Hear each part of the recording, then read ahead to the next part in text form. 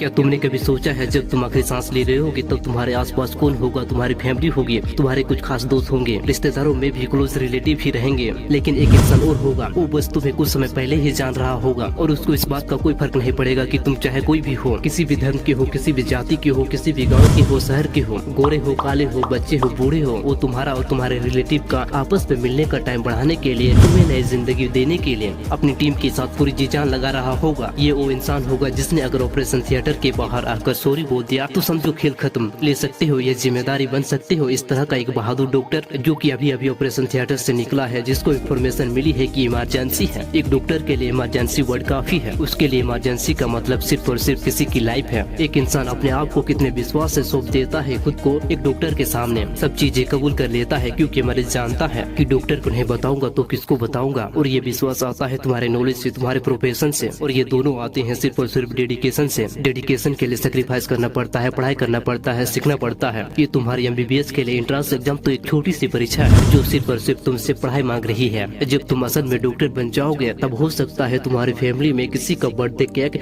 Postpone करना पड़े, क्योंकि हो सकता है उस वक्त कोई इमरजेंसी आ जाए। उस सेक्रीफाइस के सामने आज के एग्जाम वाले सेक्रीफाइस बहुत ही छोटे हैं। अभी सिर्फ तुम्हें आलस छोड़ना है, बिना रुके मेहनत करनी है, क्योंकि डॉक्टर की चैलेंजिंग लाइफ में अगर एक बार सर्जरी रूम में घुस गए तो उसको पूरा करके ही बाहर निकलना है, अधूरा नहीं छोड़ना है। और अगर तुम नहीं कर सकते ऐसा तो प्लीज किसी और नौकरी की तैयारी कर लो, क्योंकि डॉक्टर का व्हाइट कोट बेदाग होता है। उसको पहनने का मतलब है कि सामने चाहे कोई भी हो, अगर उसको मेडिकल प्रॉब्लम है तो वो बिना कंडीशन उसकी हेल्प करेगा। तुम्हारा काम, तुम्हारा प्रोफेशन डायरेक्टली लोगों की लाइफ से जुड़ा हुआ है। आईसीयू के बाहर जो रिलेटिव की भीड़ है वो सिर्फ इस चीज का वेट कर रही होती है कि डॉक्टर कब बाहर आए और बोले कि चिंता मत कीजिए, मरीज खतरे के बाहर है और उसको होश आ गया है। कहाँ से आती है ये जिम्मेदारी, कहाँ से आता है लोगों में एक डॉक्टर के प्रति इतना विश्वास? सोचा है कभी? क्योंकि वो मेहनत करते हैं और वही मेहनत तुम्हें अभी करनी है। सोचो ये तुम्हारी नीट की एग्जाम या एम्स की एग्जाम एक इमरजेंसी है, अब तुम क्या करोगे? डॉक्टर होना चैलेंज स्वीकार करो, अपनी टीम बनाओ और तुम्हारी टीम में तुमको मिलाकर सिर्फ 3 लोग हैं। पहले तुम, दूसरी तुम्हारी प्लानिंग और तीसरा तुम्हारा हार्डवर्क, तुम्हारा दिमाग जो हमेशा तुम्हारी मंजिल पाने की बेताब धड़कनों को सुनता है और उसके हिसाब से तुम्हारी बॉडी को मेहनत करने के लिए ऑर्डर करता है। और जब तुम इस एग्जाम की इमरजेंसी से लड़ रहे हो उस वक्त अपने ऑपरेशन थिएटर रूपी स्टडी रूम के बाहर वार्निंग लाइट जला देना, ताकि तुम्हें मेहनत करने से कोई डिस्टर्ब न कर सके,